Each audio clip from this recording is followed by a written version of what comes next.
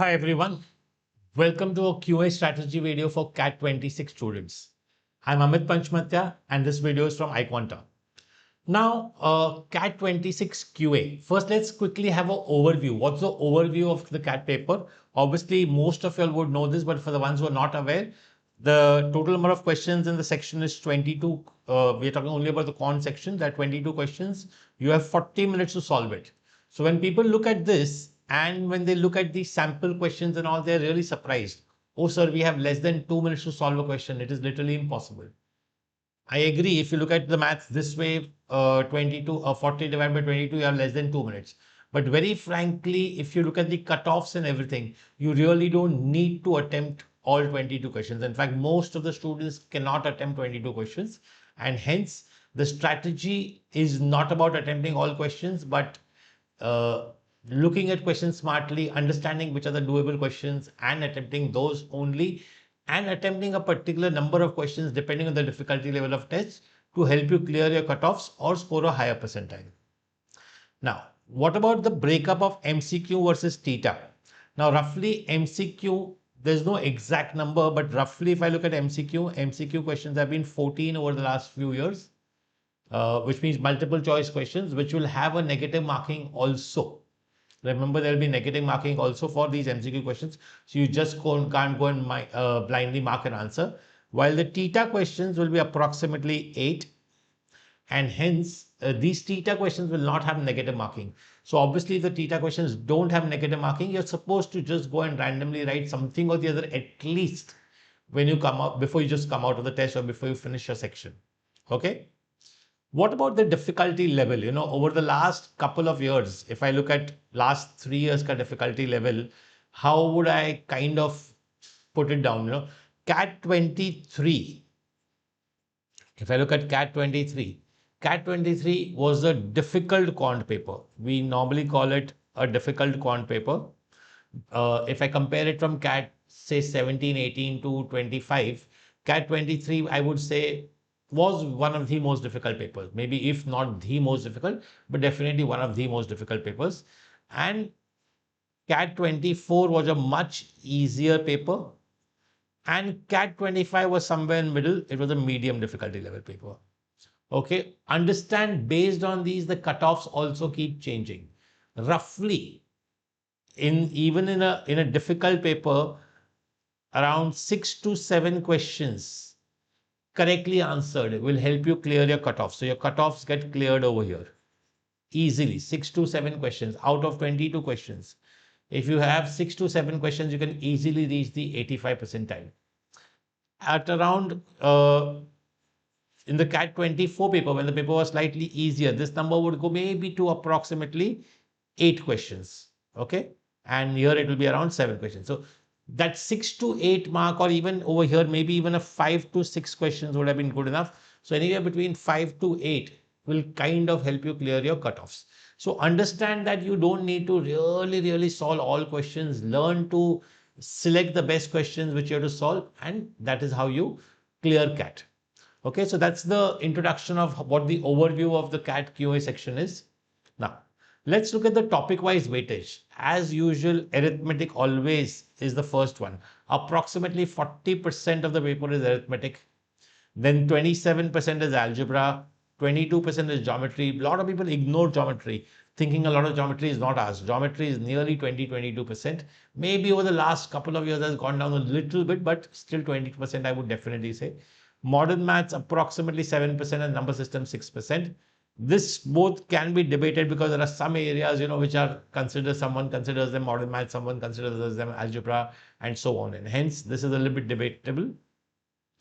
So based on CAT paper over the last 8, 9 years, we have seen arithmetic plus algebra kind of gives you 60 to 70% of the section. In fact, these three will give you more than 90% or close to 90% of the section.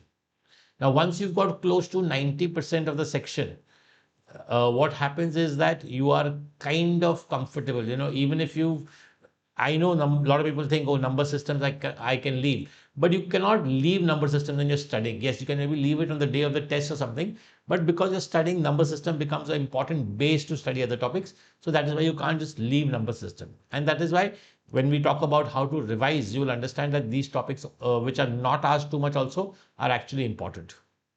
So I'm sure everybody's aware of the iQuanta app being launched. We've launched the iQuanta app, all for a lot of free resources for everybody, and for all our students who are there and with iQuanta can also have a can also be they'll be attending lectures through this app only, where all their material, all their videos and everything will be available on the app.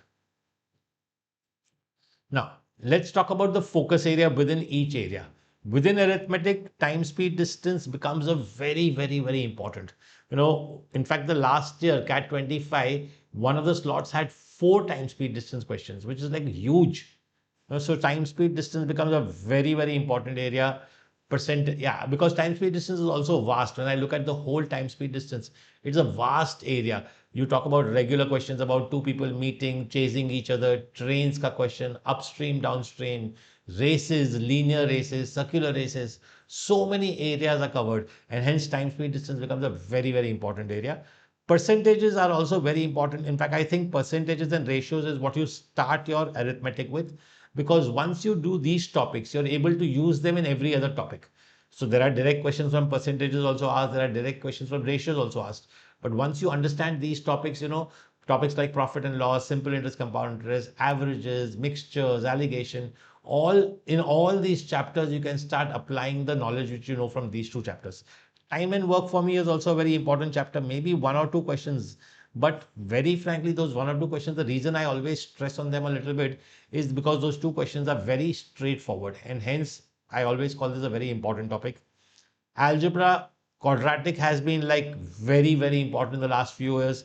Even questions of functions are mainly around quadratic. So quadratic equations, knowing your sum of the roots, product of the roots, all those properties are very important. Logarithms, my favorite area. If I look at logarithms, I always call it my favorite area because I have a very simple logic. If you give yourself around 10 to 12 hours of study time for logarithms, you can finish everything which is there to know in logarithms, which at least for CAT level. I'm not talking about higher level. And so, somebody would say, oh, there is so much more detail in logs. I agree. But when I talk about CAT level studies, 10 to 12 hours of studies of logarithms can give you that topic you can get that topic done very well. And I would say 1 or 2 questions are being asked from here every time. Inequalities is an area which a lot of students don't like, but very frankly, if you saw CAT 25, a lot of questions were asked around inequalities. So please revise your inequalities really well. Sit down with your mentors, understand the topic well. Very important. Geometry. As I said, a lot of people, geometry is one topic I've noticed. Either you hate it or you love it. If you've not done geometry too well in school, normally you tend to hate it. So that is why I tell people, this is one area where you should go through the basics. So if you've been on the iQuanta app, you would know that I have started putting up one geometry concept every day. And this is for all students. So it is not only for only iQuanta students. I've started putting up one concept every day with a couple of questions around that concept. This will help you revise your basics of geometry really well. Once that is done, you can get into the detail part, which is triangles will be important, circles very important, coordinate geometry and mensuration. Now, remember, geometry is one area where concepts are king. It's very you can do a percentage question or a algebra question without knowing the concept also. When I mean without knowing the concept is that you can take numbers, you can try something out and you will still get the question maybe. But geometry is an area where if you don't know a concept, you're never going to be able to get it. If you don't understand that similarity, like everybody understands similarity happens with AA test. But do you know that similarity also happens with SAS test? Becomes very important. Understanding all those concepts are very important. Hence, even not only knowing the concept, but learning to apply them becomes very important. Number system and modern maths, as I've said, lesser important areas. But as I said, number system, HCF, LCM especially, is a topic which I would always do first among factors. HCF, LCM are the first topics I would do when I start studying for CAT, because every topic I will do, whether it's time and work, a lot of questions of percentages, ratios, I will need to know HCF, LCM. So HCF, LCM is important. Remainders, the basics are important. Students get carried away in doing everything very fancy in remainders. It's a very fancy topic. I can have unlimited number of questions. People don't get carried away in doing those fancy questions, because direct questions are asked only in exam, not too many difficult questions are asked. Set theory Venn diagram, not only useful for quantitative aptitude, but also useful for LRDI. So hence you will also do that well. PNC permutation combination, I would go through at least the basic and level A and B stuff, because not too much is asked from here in the exam. So that would be your focus areas. This will be your main revision happens. And that is how we will also plan our studies. So the 6 month study plan, if you're in the month of April, say half of April, full of May, if you have roughly 1.5 months, 45 days, you can build fundamentals for all areas, simultaneously. Every day, half an hour, 45 minutes will be building fundamentals. Now, I also assume that when you're doing CAT starting from April, you also have a lot more time. You don't have any other pressures or something like that. So build fundamental for all areas simultaneously, but finish arithmetic and numbers over here. Numbers, even if you don't do too much of detail, it's okay. But finish arithmetic completely in these 1.5 months, and at least the basic 2-3 areas of numbers which I spoke about earlier, you should finish that. That will be your main agenda for April and May. June, July, get into algebra and geometry. This itself is around 40 to 45% of your paper. If this is 40%, this is 40 to 45%. Two areas, obviously. Get into algebra, geometry. Yes, you might have some issues. A lot of non-science students have issues with topic like functions and all that. Make it up with quadratic, simultaneous, inequalities, and so on. Make it up with those areas. And also, when you talk about geometry, keep revising concepts regularly. August, finish modern maths and revise arithmetic. I've given that whole of August over here because you will also start mocks. Okay, so here you will also start your mocks. Maybe not very, very, very regularly, but definitely on at least once in 10 days or something like that. So 3 or 4 mocks in August also will be important, and maybe a couple in July also.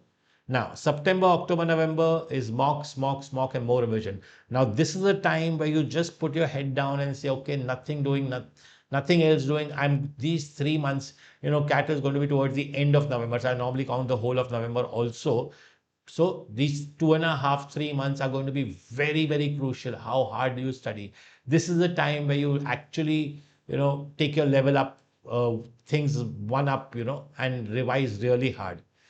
Whenever you're studying a topic, when I say finish a topic in so many days or whatever, I expect you to solve 60 to 80 questions per chapter to master it. That's according to me, normally you have a live class where you do 20 questions, then you have some revision class where you do 20 more questions. Under the 20, 30 questions of solving on your own, that is very, very important.